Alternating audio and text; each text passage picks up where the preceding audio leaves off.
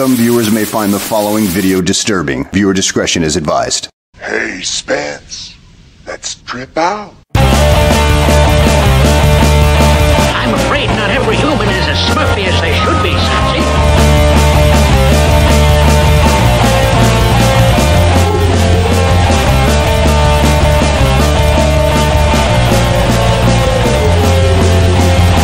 Listen to them. Children of the night. What music they make.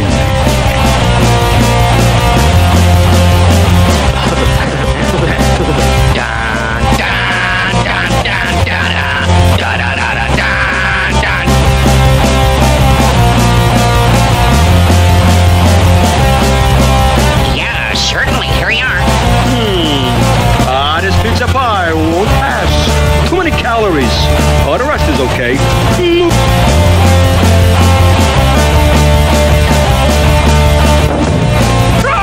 Natural light! Get it off me! Get it off me!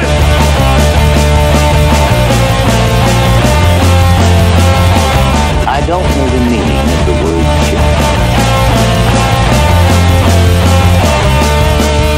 Documented Geek Day.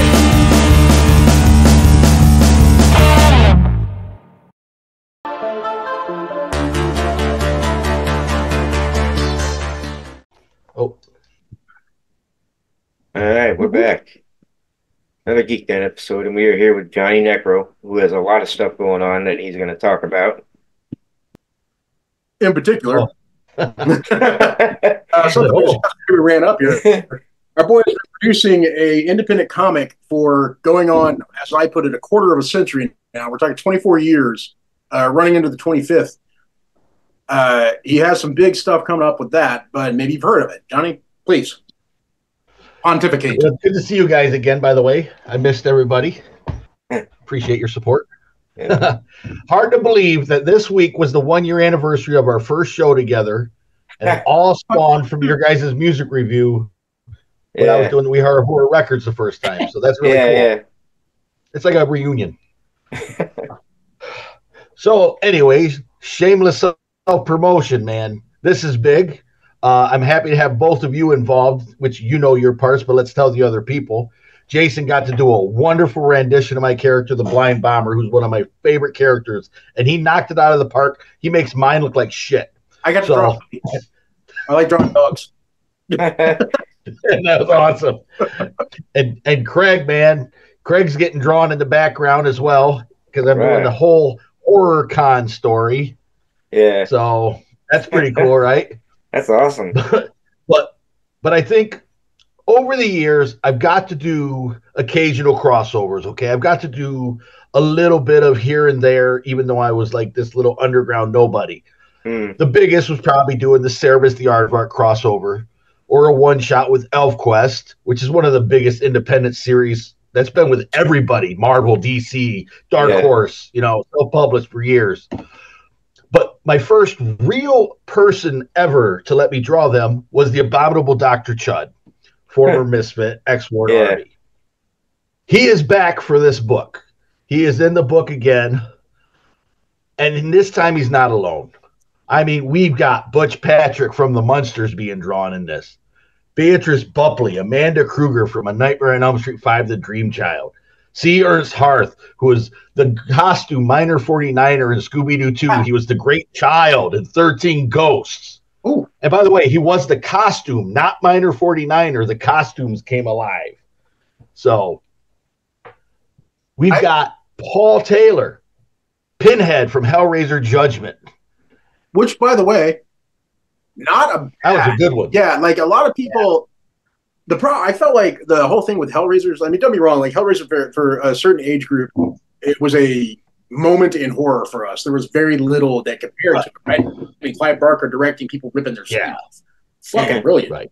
And you had the later renditions, which all the way up to, let's say honestly, Bloodlines. After that, it sort of went off the road. Something like Deader was not bad. It wasn't bad. Right. But a lot of them weren't great. Judgment, on the other hand, was a fucking return to form. That's something that if they could have run from there, they could have done some great shit. And honestly, Pinhead himself, the guy that got to play him, was way better than. Which was the part that was it? Which part had the new version of Pinhead? Not Doug Bradley, but the next guy. Well, Paul Taylor was the next guy. Yeah, after that. And then there was the Mexican one that took place down. There was 2 Pinheads. So I don't even know the actors' names. That's not the one I'm thinking about.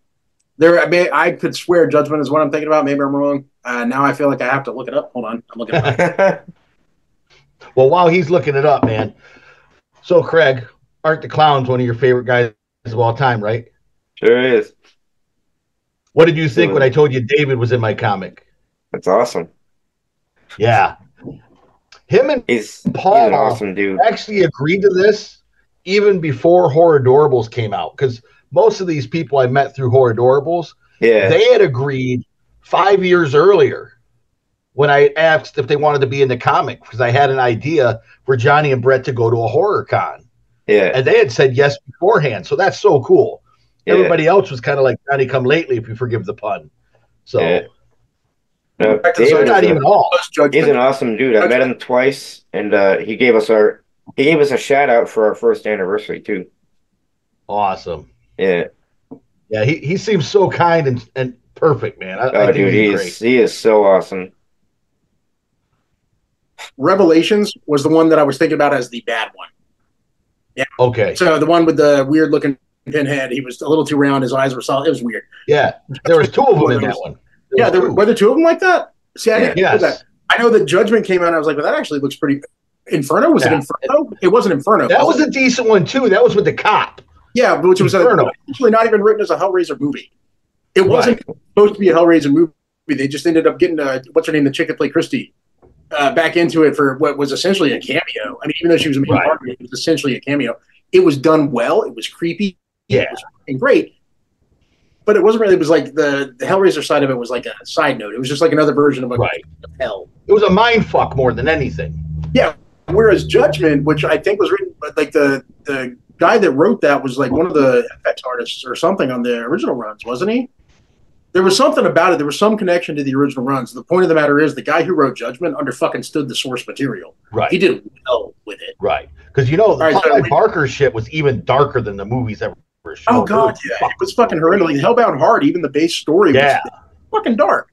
I mean, the Hellraiser is a pretty dark fucking movie. But we can get back onto the other thing. Sorry. I want to make that clear. Revelation sucked, is what I'm trying to say. So back to these guest stars, without trying to leave anybody out, without ruining all the fun for everybody, I think I got to be the most excited is Lloyd Kaufman and a bunch of Troma people are in this comic. Uncle Lloyd and I spoke last week, and he completely was all in for being in Frozen Dead. So that's just amazing. So I did a whole bunch of thank you gifts for him. I sent a version of the Horror Adorables, Frankenhooker and Toxie, and called them Troma Adorables, and I sent them to the merch booth, and I gave Lloyd 2 full-page ads in the comic, one for Troma Now, which I'm already affiliated with because of the commercial, and then one for the Troma merch booth, because that's incredible. I never would have thought in a million years that one would happen. So I've kind of been knocking on the door of Troma for the last couple months, and it's just kind of like slowly the door's been going. Yeah. Where he said he was a fan of my art, and that just made me feel so good. I mean, how would it not? That was weird side note again. Sorry, it's gonna happen. So, Troma, right? My introduction to Troma was actually the Toxic Crusader, which it probably a lot of people, right? Like, I mean, so your first pass by was walking down the video aisle and seeing this weird ass mutant hanging out with a fucking burnt out mop on top of this weird back fucking pile of weird shit. That's gonna. I think I was like fucking 8 years old, and I was like, yeah, that. So my dad, on the other hand, got it because he was into horror and sci-fi, and he's like, well, that's right up my alley. Had no idea what he was doing because Troma was a relatively new thing to him. Yeah. So, like I said, I'm like 7, 8 years old. He pops on the VCR at home, and we're sitting there getting ready to play. The first 5 minutes of that movie is littered with so many tits and so many fucks. You know what I mean? Like, it's literally like somebody's just picking up handfuls of fucking profanity and throwing it at you. Yeah, 5 minutes into it, my mom freaks out. Mike, what have you done? She gets up, runs over, and ejects it. And my dad's like, "You can't watch this." And I was like, "It's too late." I waited for them to go to bed, went back downstairs, found the movie, put it back in, and fucking watched it. Nice. And that was my introduction. And you know, speaking of my 24 years, Troma's 50th year anniversary is right now. That'd be crazy too, right? Holy like that, fuck, man. God, Tromeo and Juliet, fucking terra firma. There are so many fucking great, wonderful Poltergeist. Yeah, Poltergeist. Christ, I mean, what an absurd fucking concept, but it works. It's entertaining, and it's a musical. Can't forget both punk rock holocausts. Yep. Was Troma Surf Nazis Must Die? That was Surf Nazis Must Die. Yes, it was. Yeah. There you go. So was Mother's Day. Yeah. Was Mother's Day a Troma movie? Yes, it was his brother. It wasn't even Lloyd. Wow. Oh, that explains the attempt at doing something. But Like maybe it's that was really fucking cool too, man. It might be because I saw it too young. Like a horror movie was a horror movie too. You know what I mean? It didn't like there was no B level horror movies. It was all horror. You know, like I could like when I was a kid, you could put in Night of the Demons, and I would put that on the same exact level as The Exorcist. Yeah, right. I mean, like it was all a horror movie. It was something I wasn't supposed to be watching, which consequently made it worth watching. I get it. I did the same thing, but like it was always allowed by us. Like they didn't really care about the movies we watched. They hated like Beavis and Butthead and shit like that. So it made absolutely no sense. Oh yeah, because no sense at all. My mom didn't want me watching Simpsons, but she let me watch fucking Nightmare on Elm Street. That was my dad was actually worried about Bart's influence on me when that fucking shit came out. I think I was like 10 years old when The Simpsons first fucking popped up. He was worried about that influence on me, but had no problem with leaving me in front of the TV for Shocktoberfest on Channel 36. Rawhead Rex was on that motherfucker. I was watching Rawhead Rex. That dude, that's a violent fucking movie. You think that version's a lot for a kid. You know what I mean? Yeah. On top of which, it was Halloween 3, Season of the Witch. I saw that on Channel 36 for the first fucking time. Side note number 8. The Third Channel by Michelle Lynn Blasky, the unofficial sequel to Halloween 3, is my first producer credit and my cameo. And one of the soundtrack fucking creators was from Sleepaway Camp. And the original kid with the pumpkin mask is an adult playing a different role in this movie for a scene. So I have now rubbed elbows with Halloween 3. I read a random so you know, obviously sometimes you end up on the internet going down the rabbit hole. You're looking up one of your favorite movies, one of your favorite moments from your childhood, whatever. So Season of the Witch, right? I ended up getting I can't remember how many connections it took, like, but I was like many pages on Google. And I found somebody who'd written a story that was like this Lovecraftian addition to Halloween 3, Season of the Witch. And man, if they could have fucking run with that shit and made another movie, oh Christ, it was brilliant. Like the whole idea, like it even explained the fucking robots and like all that shit. You know what I'm talking about? Like it made it make sense. And suddenly, you know, it's the bugs and the fucking worms and the fucking snakes and shit squirming out of the different masks and things like that. It suddenly became like an offering to this elder god that was supposed to come through the Stonehenge rocks. Yeah. Like it was a great story. It would have been incredible. But unfortunately, it was some little horror nerd hanging out in his house bored one night writing a story. I was just like, that dude did some effort. Like there was effort in the story. It made sense to me. Yeah. Bearing in mind that as I got older and I was able to look back and find out that the original intention behind the Halloween movies was to make a bunch of movies set around the same holiday with no connecting theme, that made it make a lot more sense to me. When I was a kid, I was like, what the fuck? Yeah. That one grew on me so much. Like I thought it was neat, but when you're older, you're like, holy fuck. It is better every time you watch it. And dude from fucking Night of the Creeps. What's his name? Help me out. Atkins. He was in Halloween 3. Tom Atkins. Tom Atkins. Yeah. That dude does not get enough credit for his fucking ability to play a role. He's great, man. Like his fucking delivery, even in like to bring it over to Night of the Creeps. I mean, Christ, even calling dudes Spanky. You know what I mean? Like right? It's such a simple little thing, but it endears all of it to you. It makes it a new thing. And plus him sitting there drinking and telling his bad story where he just keeps interrupting dude who's asking him questions to keep telling his story. That's a great monologue, man. That guy is fucking brilliant. Yeah. You know, speaking of Night of the Creeps, I didn't have cable when I lived here, but my dad did when I used to visit him in the summers because I lived back and forth, back and forth.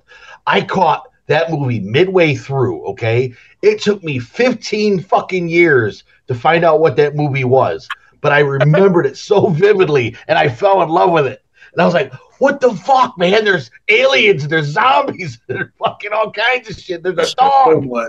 Yeah, the serial killer being buried. Like, that's like one of the main twists. Let's talk about, like, if you are talking about a movie with a sincere, just different concept. And by the way, the guy that wrote directed was also the same dude that did the Monster Squad, which you can see. Like, which I love that one too. Yeah. One of my favorites of all time. That's what I'm saying. If you know that, you can look at both of those movies and be like, oh shit, he did. You know what I mean? Like, it's very clear that the same brain was attached to that shit. But the idea of taking this fucking shit, like taking the classic hook hand fucking murderer story or ghost story and turning it into what is essentially an intro after a sci-fi intro to this movie. And then it becomes a zombie movie. Yeah, and then he's a zombie. Like, that is a weird process to follow, but man, it fucking works. It's good, man. It's brilliant. Screaming also, like banshees. Trivia, there's actually the part where his buddy, the dude on the crutches, ends up walking his way down to the bathroom and then like trying to burn them before he gets taken. Right. On the stall, I don't know if anybody's aware of this. Anybody that runs across the graffiti? On YouTube. Yeah, the graffiti. The Monster Squad rules. Yeah. Because that was the next movie. He already had it fucking written, ready to go. See, this is why we all mesh so well, because we're like an old married couple. We finish each other's sentences when it comes to this pop culture shit, man. There were defining moments of things that made us who we are. And quite frankly, well, fuck yeah. Well, if you look at our particular age group, we were the last of the feral children. I think the meme puts it right. We were the last kids that whole "it's 10 o'clock, you know where your kids are" thing applied to. Yeah. It was us. We were alive during the birth of the internet, so we grew up with that. But the point of the matter is, before that, we were already developed as people. We grew up at that same fucking time period. So it's it's weird to me. The idea of a horror con, for example, it's something even along with like a Comic Con, a sci-fi convention, whatever. They existed, but they didn't exist like they do now. Right. They exist like they do now because of us, like the shit that we grew up with. It's like when you were talking to Mark last week, man. It's that same fucking shit, man. Yep. Oh, it completely is. It absolutely is. I mean, that actually leading into that conversation, like, what was the thing that drew you into it? Like, when I was a kid, it was comic books. There was the art and it was comic books. That's what got me in there. But the fact is, if you showed up to a comic book convention at a local fucking Howard Johnson's, you were going to run across horror people too. Right. There would be a side or agenda thing. You could even run past that and you'd run across the fucking Trekkies. You would run across Star Wars. It would be all there. It wasn't quite what it has become. Right. It wasn't people showing up in full costume, or at least not a lot of people. There would be some, but not a lot. But the point is, there was a place for all these different influences, all these different moments that made us who we are, to come together in one group and be like, hey, please buy this or trade me for this toy. Yeah. Speaking of costumes, I'm so excited because at the April 12th through 14th Great Media Comic-Con, shameless self-promotion plug, because Friday's not the actual event and I don't have our table yet. It's the Saturday and the Sunday. I get to fucking dress like Doc Brown for the Back to the Future showing. So, are you going? Did you see those commercials? I know Craig saw my fucking my Doc Brown commercials. Yeah. Are you gonna? Is it a wig or are you like doing Spike? Oh, dude, I got to send you pictures. I did videos, like impersonated them. I have the whole costume, everything. I'm going to send you a picture right now because this is how technology works. God, it has been world a much tighter fucking place. That's the other thing I will give the internet for as much shit as it gets. And to be fair, it deserves a lot of shit. I mean, let's face it, it does definitely focus our own interest back at us and it puts us in our own bubbles. I want to see your fucking face, so this is perfect. Because I like watching people's reaction. When I sent it to the con, I got to see what they thought too. So let me send you the best ones. When I'm sitting there waiting. Here it comes. Let's see. Ah, that's great. No, that's fan-fucking-tastic, including the camcorder. Fucking 85 pounds worth of fucking low definition. Now, I'm going to send you one more link. Interrupted my own interview just to show you this shit because it's worth it. This is fucking. I am so proud of this, man, because we all know that I do comedy as well as horror. I blend the two, you know, as well as punk. But I normally take myself so seriously. It's nice to actually get to act. Right. You know what I mean? To like show fucking depth. Okay, here's the link I'm sending you right here. And this will be the last interruption for this shit. But I want to see your fucking reaction. And I taught myself green screen finally for this. So here you go. Here's your little 30-second video. Oh, fair to Craig again too.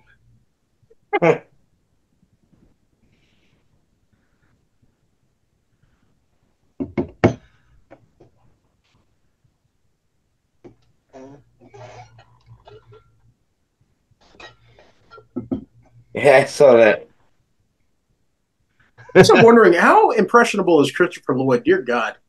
Like, that guy, literally, I mean, he is, you know, he's right up there with, you got some, it's going to sound like a weird comparison.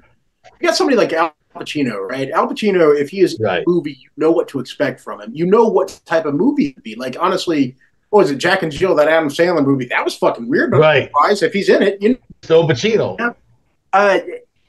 And like Christopher Lloyd, the same thing. Like, he's Christopher Lloyd in every movie he's in. He's like Jeff Goldblum.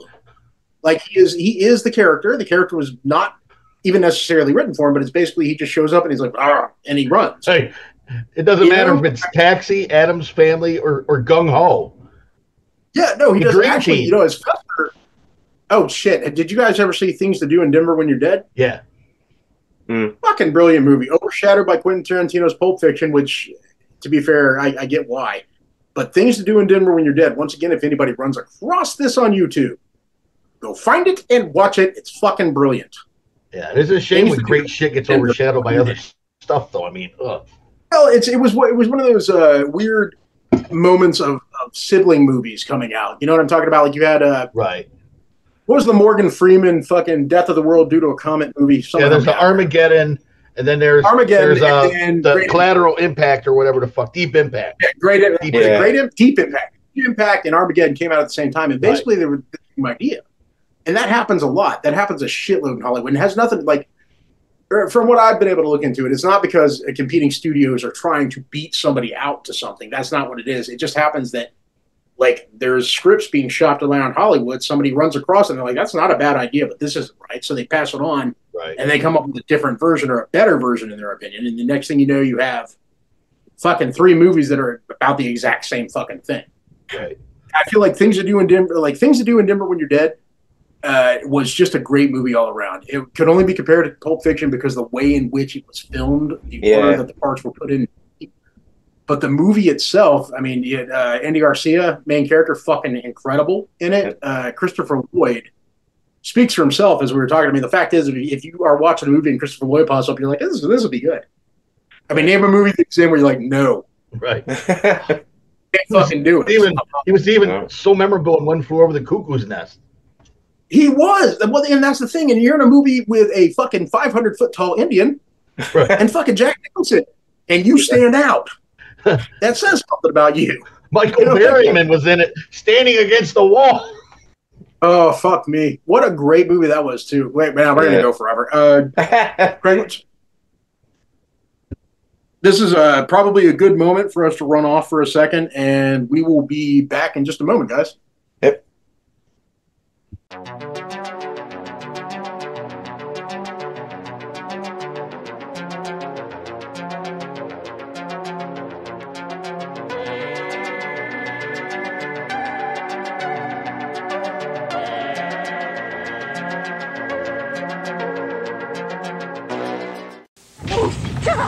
Let's check it out. Introducing the newest WWF Wrestling Buddies, Big Boss Man and Jake the Snake Roberts. Clunk 'em, plonk 'em. Wrestling Buddies want to be your buddy. Buddy, what's going on? Nothing, officer. Body slam!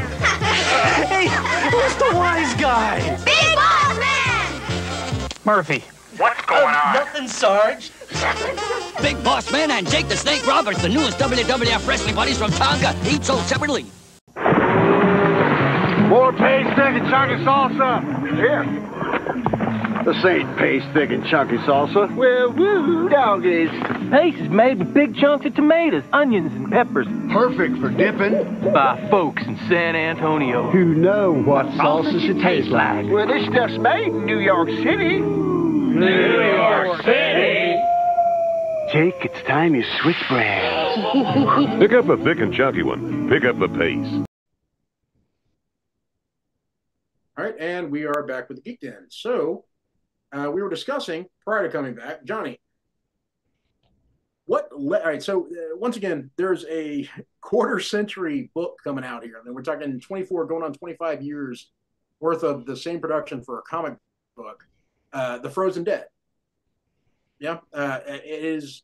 How did it come about? I mean, that's 24 years ago, so where did it start? All right.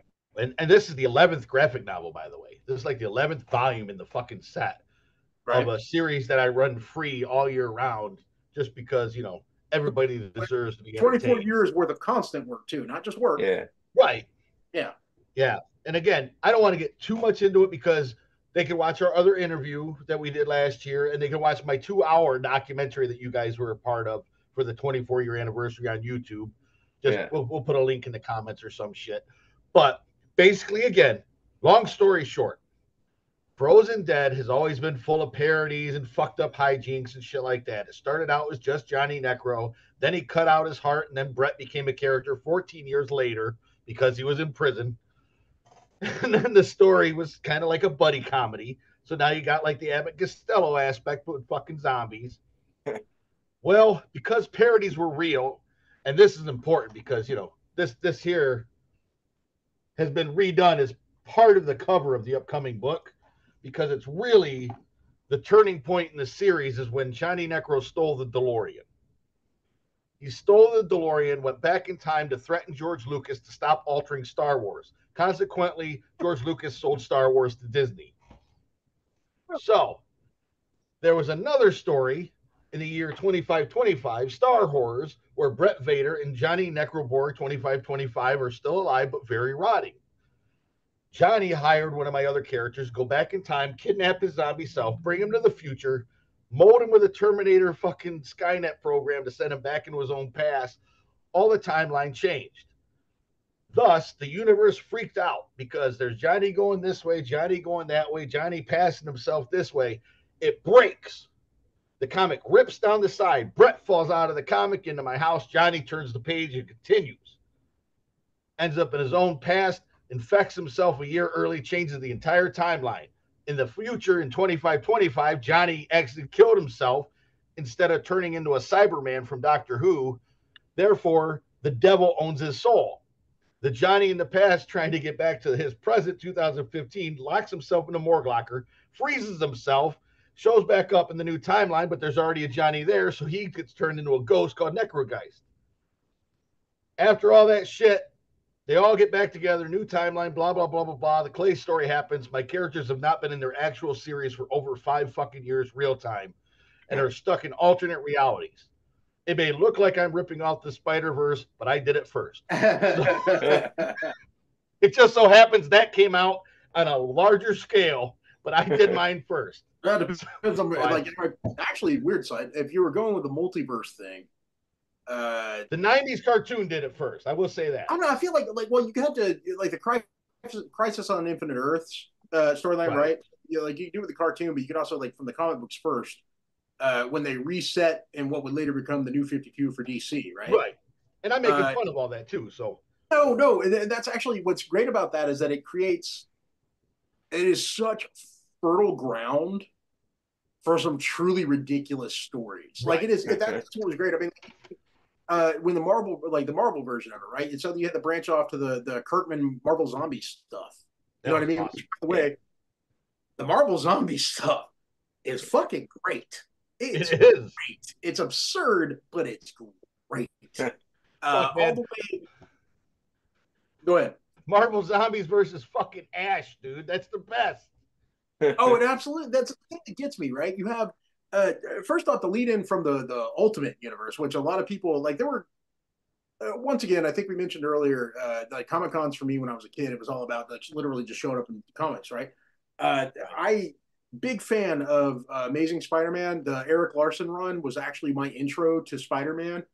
And then, for that matter, obviously Todd McFarlane with the Suffering storyline, right? Because that was let's call it, like, that was a revolutionary comic book, right? That's Todd McFarlane able to control the story and the artwork, and it created this whole thing where suddenly you had comics coming out in multiple variant fucking covers with like these new sick fucking X game version of fucking characters with like a shitload of pouches all filled with nothing, and like, I mean, that's it was like, yeah, that's the thing. Here's the thing about Liefeld though.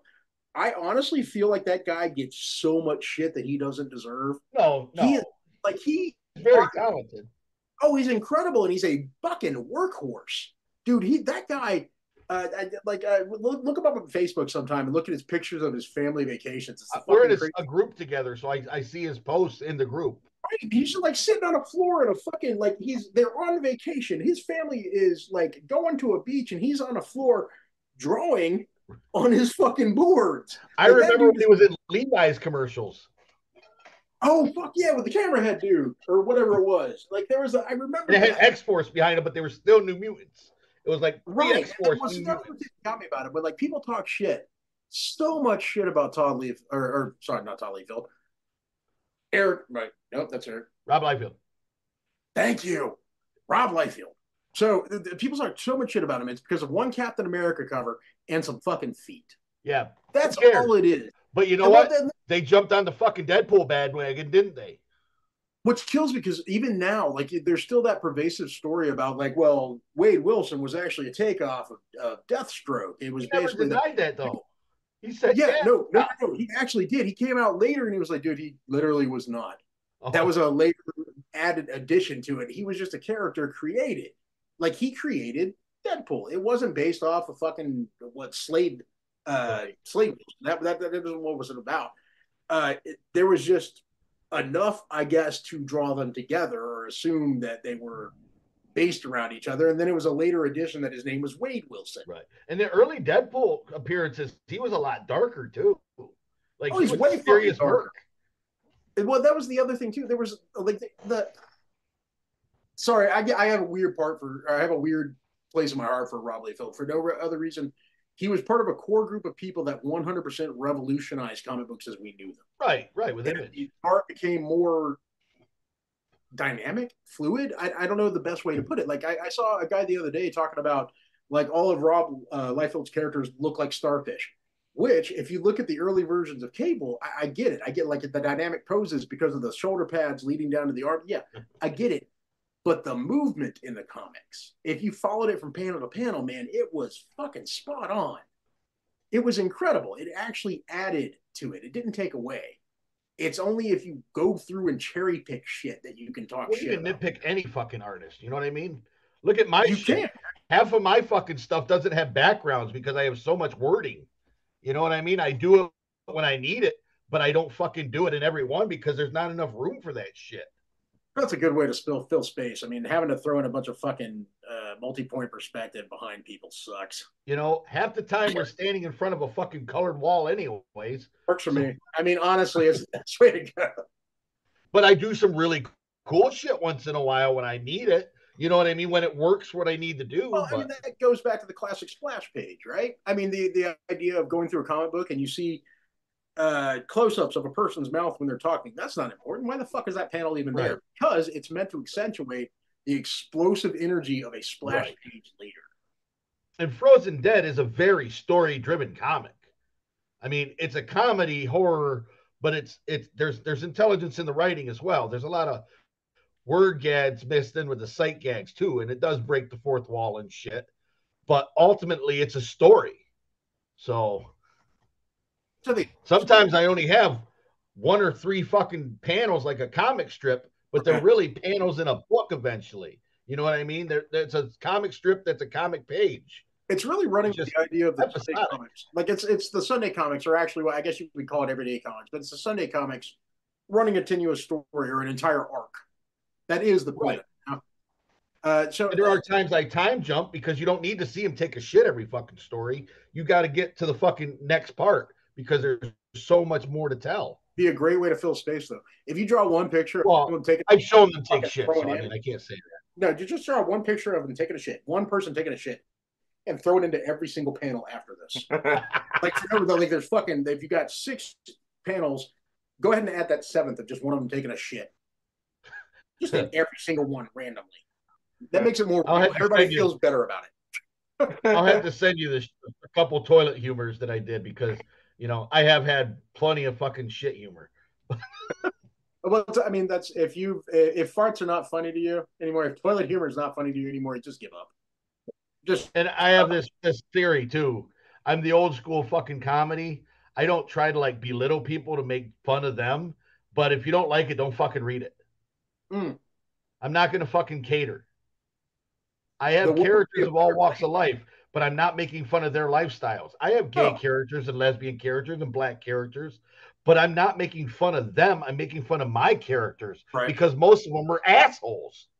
Which is very important. That's the whole thing. Like, if it's not funny to you, if it's the same thing that all of us could do well with. If we just scroll on from shit that we find offensive or rude. Just not everything's an attack on people. No, but there. I mean, you know what I mean? There are some moments where you need to step up and just be like, "Hey, fuck you." But there are other moments where it's like, "This offends me personally." Well, who the fuck are you? Shut up. Go away. Now I've gone so far. When you remember when that fucking idiot shot up the Batman theater and they were showing The Dark Knight Rises? Yeah. I stopped my story midway and drew Johnny pointing at the fucking reader, giving this long ass spiel of, you know what? The world sucks. Stop taking your problems out on everybody else. It ain't their fault. And if you can't get the help you need, instead of wasting a bunch of innocent people, eat a fucking bullet and be done with it. No, I don't. See, that's the thing. I don't necessarily disagree with that as a sentiment. I mean, it's not. And it wasn't being rude. I told him to get help. But if you can't, don't kill other people. Take it out on yourself. Well, I find myself wondering about that in general. Like, you have there are moments. Okay, so the not Kent State, Whitman, something Whitman, the guy, the Texas Observatory shooter. You know what I'm talking about? School where I started Frozen Dead. Yeah, okay.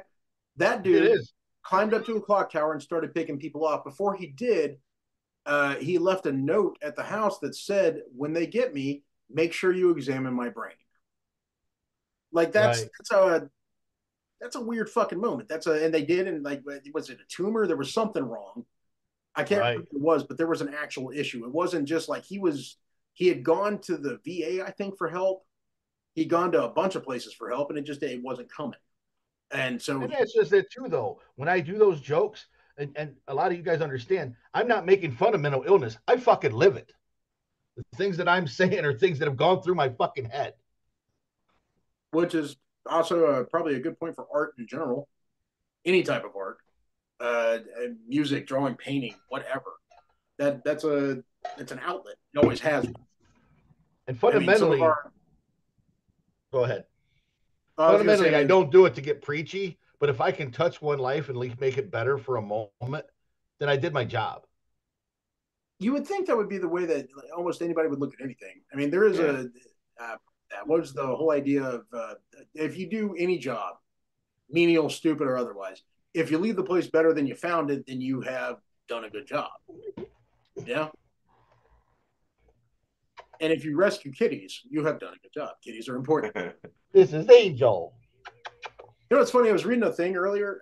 There was actually, the debate between dogs and cats. Bear in mind, I love both equally. It's actually just this whole thing about, like, you have some people that are dog people, some people that are cat people. And the question has always arisen because you see dogs are very, very, they convey how they feel. Like they miss you if you're not there. They're happy to see you when you get home. They feel like you're coming home to your own kid. They love you, right? And the thing has always been like, cats don't even need you except for to open a can, right? Here's the thing, though. There have been actual studies. A cat's brain lights up in the same places that a dog's does when they see you. So cats 100% love their owners. They love them the exact same way that a dog does. Or let's say their family. Owners sounds a little shitty. Sorry, PETA. But the whole idea that cats could just do without us, it's not really true. They could survive without us. I mean, they could run out into the wild and just slaughter everything in sight because that's what they do. but they are 100% part of a pack as well. Maybe weird. Thrilled to watch. Our cats are super affectionate. I don't understand the whole standoffish cat thing because we don't have a single one that's like that. Yeah. This one sleeps between our pillows. Dude, I've had cats play fetch. I've had cats that'll come little twist ties and wait for you to throw them. I think it's all about how people interact with them too, though. Well, it's like, Craig, you'll get this. You have your ferret. I had a bunch of ferrets growing up. I had a bunch of cats too. I had one cat named Cotton that would hold the ferrets down and clean them, and then pull them, make sure they couldn't go anywhere, and they would fucking fall asleep with her. Yeah, they would. I mean, we had 5 of them, and she would literally pull them all together, and they would just pile up together, and they would sleep in her belly, and she would occasionally wake up and clean them, and then they'd all go eat together. Yeah, like so the whole. Don't get me wrong. I mean, cats are definitely predators. Yeah, but not everything. Then again, so are ferrets. Not only to little buggy things. Yeah. Speaking of our quarter of a century, I want to show you something really neat. This right here, all yellow and fucked up, that's from the newspaper, the Daily Texan, where Charles Whitman shot all those people at the University of Texas. Yeah. That's where this was published. Right. And so right down here on this side, you can barely see, is Doonesbury. I can see it. I can see those fucking art style. Yeah. Which once again, these are another people. Him and Bill Watterson and Gary Larson, I would say, stand way out. Like their art is immediately recognizable. Right. Yeah. For Jim Davis, but he just taught everybody to draw like him, so who can tell when he draws it when he doesn't anymore? That's the thing. Well, he was Jim Davis was such an influence because of how far Garfield got. I feel like there's no way to immediately say. It's a good way to put it. You can look at any Sunday comic and see Jim Davis's influence, and the problem is that takes away Jim Davis's influence in his own. Well, he's also very honest about what he wanted to do with Garfield, and he basically did it. He wanted a comic he could reuse the same jokes. He was a genius for this. He's the formulaic humor. Yeah. 100%. Like the first actual superpower of a fucking comic strip guy. You know, what's even funnier though, have you ever seen a comic strip called Garfield without Garfield? No. Okay, so do me a favor. Grab your phones. Just if you could. And look up Garfield without Garfield. These are some of the most existential, terrifying comics you will ever read in your life. And I don't understand why. They are Jim Davis comics wherein Garfield and his word bubbles have been removed. So it's just Jim normally going fucking nuts. Oh, it says Garfield minus Garfield. Yeah, there you go. That might be it.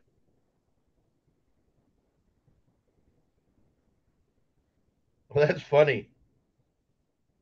It's the weirdest thing. Like it's his strips. They are his strips. They are his strips. It's just somebody has gone in and removed Garfield. It makes John look insane. He does look insane. Not only does he look insane, he looks so fucking sad. It becomes this whole existential nightmare the further down he's a sad character anyways. He's pathetic. Oh my God. There's one where he's crying. Yeah, no, look I don't know if I can take it anymore. That's what he says. Oh my God, that's heartbreaking. That's what I'm saying. Like that is some dark shit. And it's like when you look at it like that, you realize that the punchline being removed, which was generally given to Garfield, take it away, and it becomes this entire other level of weirdness.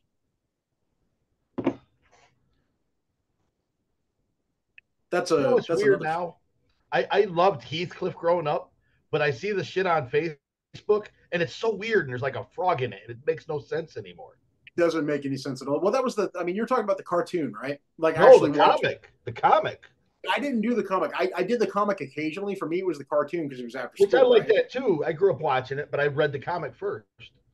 Well, then that's okay. Fair enough. I don't remember Frog. I remember Heathcliff. I remember the fucking cat with the rollerblades. I remember him. Right. Yeah, they're the Cadillac cats. I remember the fucking garbage dump.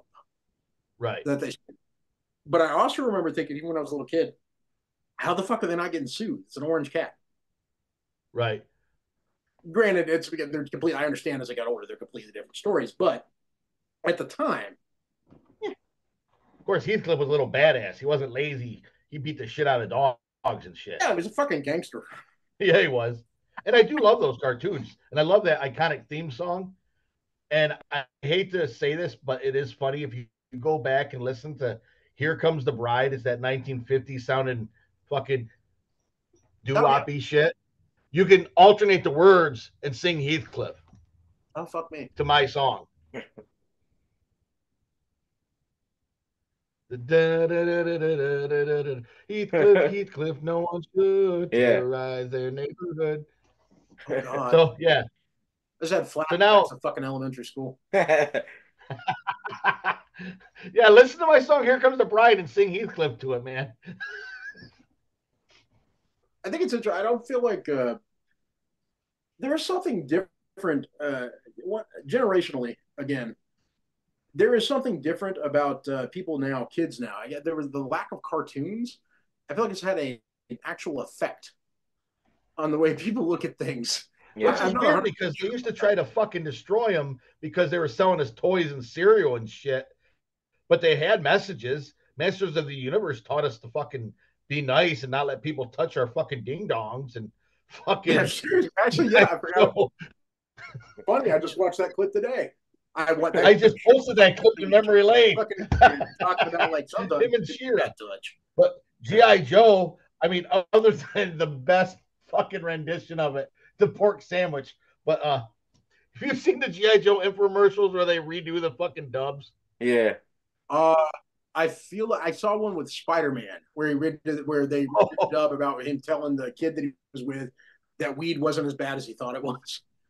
Like it was funny as shit. He's literally sitting with his kid in a tree and he's like, Johnny, I hate to tell you, but pot is not as dangerous as these people make it out to be. It was like this whole fucking speech, and then he fucking zips off into the fucking air, and the kid is left behind with his friends. He's like, pot's not bad, and that's where it ends.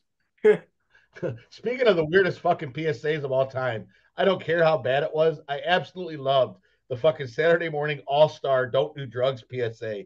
I love fucking that. Slimer and Garfield, the Smurfs, Alvin and the Chipmunks. Yep. That was the shit, man. That was the original fucking crossover.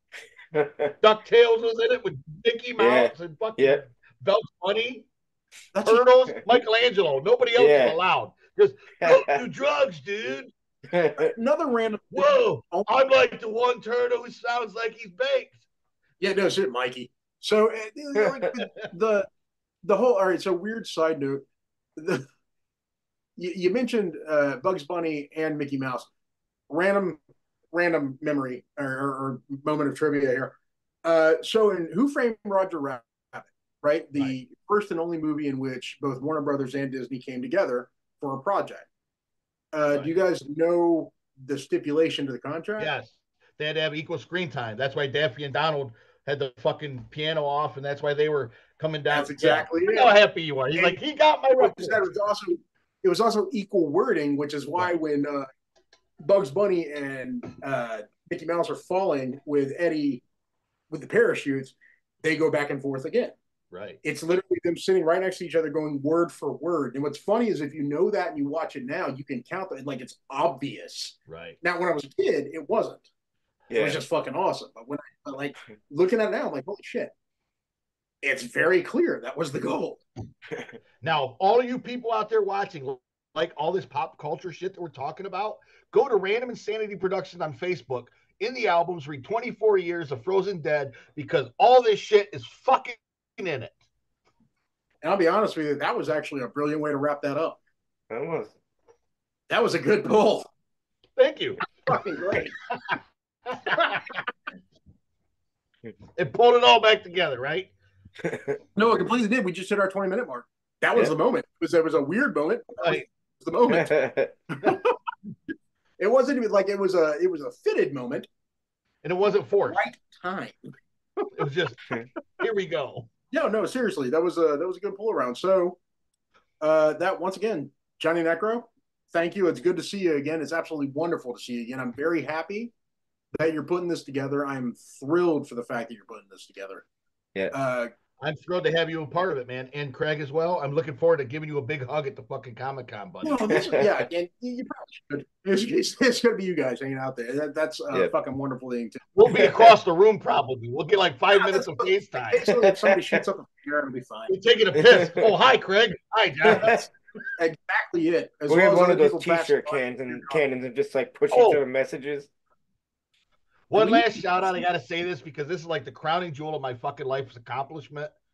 For the first time ever, for any event I've ever fucking done, my mom, sister, and niece are driving all the way down 3 hours to come fucking see us for one day of the con. Oh, that's awesome. That's awesome. That is cool. That's another one of those things, dude. Like familial support can never, ever, ever be underestimated. Yeah. And I appreciate that. So I wanted to throw that out there because I bitch a lot about my family sometimes, but you know, I only bitch because I want to be more important. And now I feel it. So that made me feel good. They didn't even fucking hesitate. They said, yeah, we'll drive down. Yeah. We have a hotel. They don't. So they got to go back home. So, you know. Well, to be honest with you guys, this was a good time. It was a bit of a draw for me. I'm going to go take care of my kid. Yep. And figure out whether or not she is actually sick or whether or not you just can't stuff that many Cheetos into a 4-year-old. My assumption is you just can't stuff that many Cheetos into a 4-year-old. I'm hoping that's what it is. Otherwise, my room's going to be bright orange. I hope they're okay. Yeah, nah, she doesn't know what the hell's happening, which is fine. She's 4. She'll forget about this later. I won't. It's going to be traumatizing. I don't know about that. I hate to tell you, Jason. Years ago at my grandpa's house, I ate a whole bag of fucking potato chips, plain potato chips. I woke up in the middle of the night to go to the bathroom, and I slipped, and I didn't know what I slipped in. Apparently, I threw up without knowing it. All that grease. Yeah. And for fucking 20 years, I couldn't eat chips. I could not eat plain chips. So they don't forget. If it helps any, I had a similar thing happen with clam chowder. I mean, I get it. Yeah. Either way. On that note, I'm going to wrap up your show for you. On that note, Craig and I will see you at the Great Media Comic-Con, April 12th through 14th. Seriously, this was a good time, and we will see you again later. Yep. Love from beyond. Are you tired of those overpriced, bland, and boring other streaming services? Wake up and give Troma Now a try. Enjoy thousands of movies, short films, documentaries, cartoons, comics, and tons more exclusive content. Available on Roku and Amazon Fire TV, or simply download it using either Apple App Store or Google Play. Subscribe at watch.troma.com and get the first month free, and then only $4.99 a month afterwards. I can't get enough of Troma Now. Honestly, it's cheaper than most annual boxes of cereal these days. It's Troma organically delicious.